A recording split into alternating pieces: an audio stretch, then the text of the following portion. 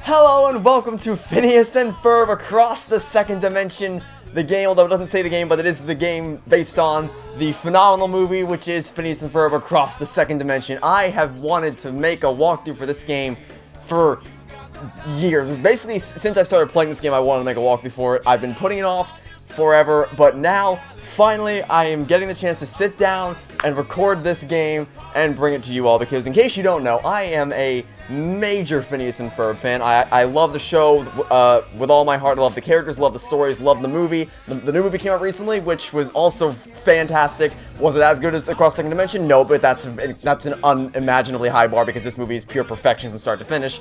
The new movie was still fantastic, and if you're even a remote fan of Phineas and Ferb, I cannot recommend it enough. Yeah, I love this. I love the show, I love the movies, I love the characters, and I love the stories with all my heart. And it also goes to show that I love this game. So, without further ado, let's just stop talking about random things, and instead, we're just going to press A for a new game, and I don't know what this save file is, but we're going to completely ignore it. Actually, no, we're going to erase it, and start a brand new game in the first save slot. Here we go.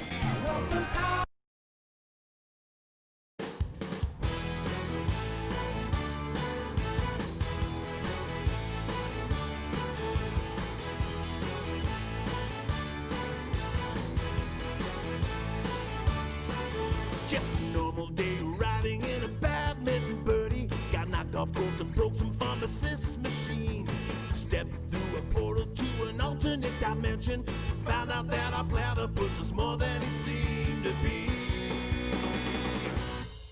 Spent half a day running from an evil doppelganger. His army of robots, both demanding and polite. Met ourselves and our sister, she's the ultimate resistor. The Perry got captured and we knew that we had to fight. We thought that we could get home using Ferb's remote, but quantum physics wouldn't let us rebound. But when they fed us to a goose, we knew we had to lose them. So now we're going a long way around. We gotta get gone, baby, get gone, gone. Gotta get gone. One dimension after another. We gotta get gone, baby, get gone, gone. Gotta get the pharmacist, our platypus, my sister and brother and me. We gotta get gone.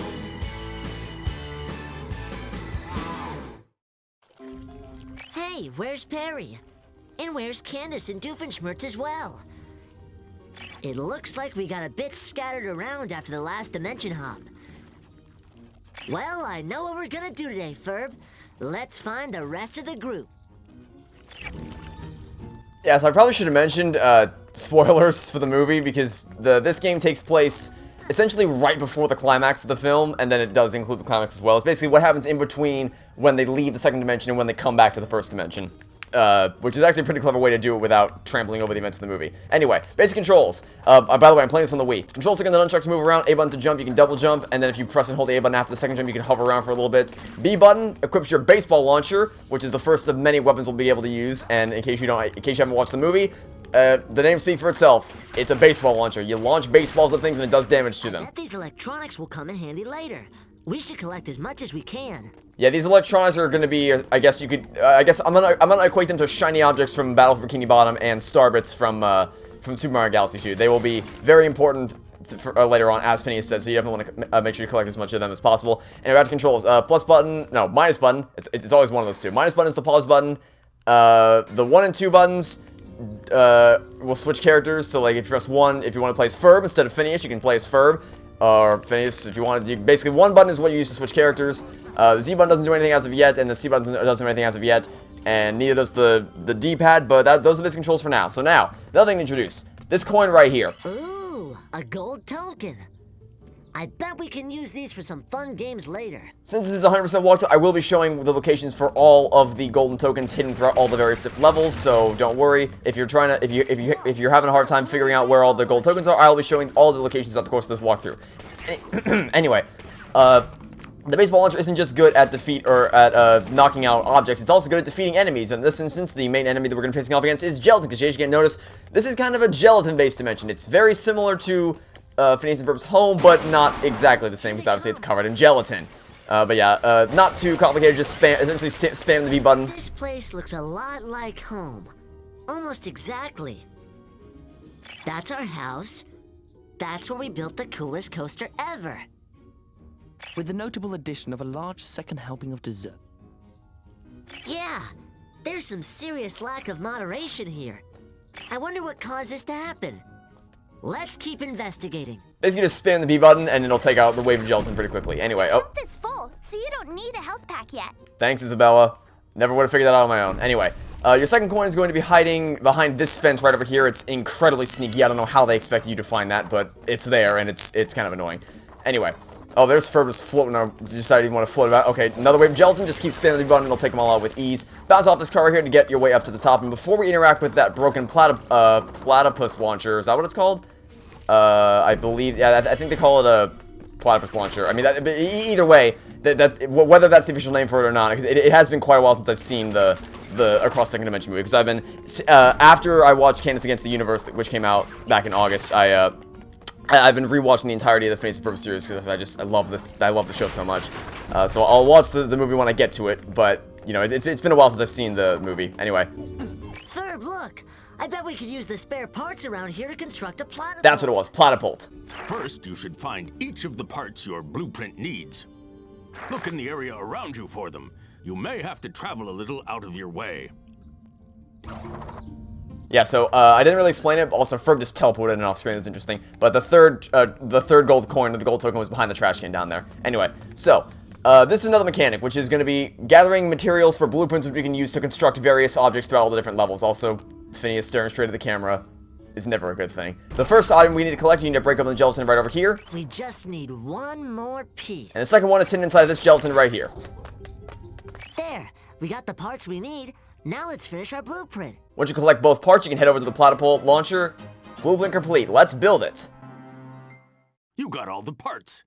Now head over to the blueprint and finish your invention.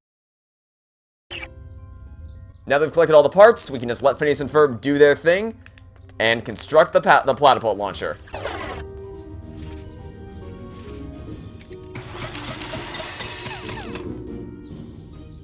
I have a feeling we'll be making a lot of gadgets like this in our adventure. And it's kind of strange. Phineas doesn't look as weird because whenever there's a frame in the show or the movies where Phineas is staring at the camera, it always looks very strange. But in the game, when it's a 3D model, it doesn't actually look as weird. Huh.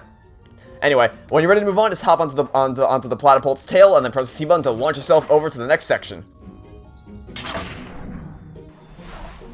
Alright, now if you want, you can soar through the air to collect as many of these little things as you want to. Not required. Also, there's a Google Flex Mall. Nice little reference to the show. But there's no gold tokens or anything in the air. Break open a health crate. They usually have several health packs inside. Thanks for the intel, Isabella. Yeah, so basically, other dimension Isabella is going to be providing a lot of information for us as we go through all the different levels. And that piece of information was also very helpful, even though we don't really need any health yet, because this first level is very, very easy. It's just a tutorial level, so it's not going to be super challenging. But yeah, if you ever see a big crate of health right there, you break it open, there's going to be a lot of small health packs inside for you and your co-op partner to share. Because this game can also be played co-op. anyway, oh, I didn't even realize that the Wii Remote just made a noise and picked up the gold token. Yeah, so gold token number 4 is going to be on the corner of this roof. Now let's hop up here, break some more objects, and defeat some more gelatin as we go along. And, actually, they may be infinitely respawning. Oh, no, they weren't. Okay, never mind. Good thing I stayed back to defeat them, then. Whoa! The other Dimensionator is talking! Ferb, didn't that sound like Baljeet? We need to amplify the strength of this antenna. Let's get to building. So it appears I may have accidentally picked up one of the pieces that we need. It was just hiding up here. I didn't intend to grab it during the dialogue, but yeah, first piece is over there. The second piece is going to be over to the right-hand side, next to this slide right here.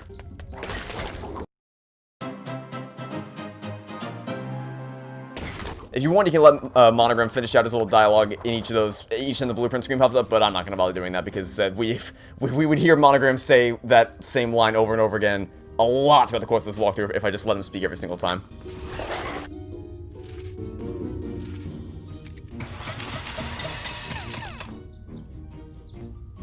Phineas! Ferb!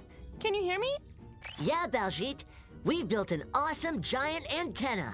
We got a reading here that shows your other dimensionator powered down. You two are stuck in your current dimension. You can pick that up? I am a scientist, and even better, I can locate power sources for you. For example, I am picking up a huge source of power deep in the sewers. Why do we need to find power? The other dimensionator you are using to skip across dimensions is out of power. Luckily, we can power it up manually. All right. So where's this power source? Head down that slide in the treehouse, and you will find access into the sewers. You can tell there's a slide here? Science. Sure thing, Baljeet. Yep, so when you're ready to proceed, also I like how Ferb's just still carting around this massive antenna. When you're ready to proceed, just press the C button of the slide and get ready to slide on down. And of course, make sure to pick up any of these things as you go throughout. Also, I don't know if you saw that, but on top of the roof down there is a classic character from the show waiting for us. Who else but... Please, there we go. Hey! There you are, Dr. Doofenshmirtz. Oh, hey there! We're heading down into the sewers. Head down there and we'll meet up with you. Pretty much all the characters... Oh, okay, yeah. So these robots are actually a little bit more intimidating than the gelatin monsters we were facing off against previously. They can do some serious damage. Still not too bad as long as you keep mashing the B button, but they are more dangerous than the gelatin monsters, to say the least. Which, again, I mean, it's not saying much because, you know, they're gelatin monsters, but still. Worth looking out for. Anyway, before you jump into the sewers, you want to jump into this ditch right here where all the enemies spawn out because your 5th and final gold token level will be waiting for you down there. Now then, one thing I want to mention before we end the level is that Doofenshmirtz is... Most of the characters in this game look really, really good.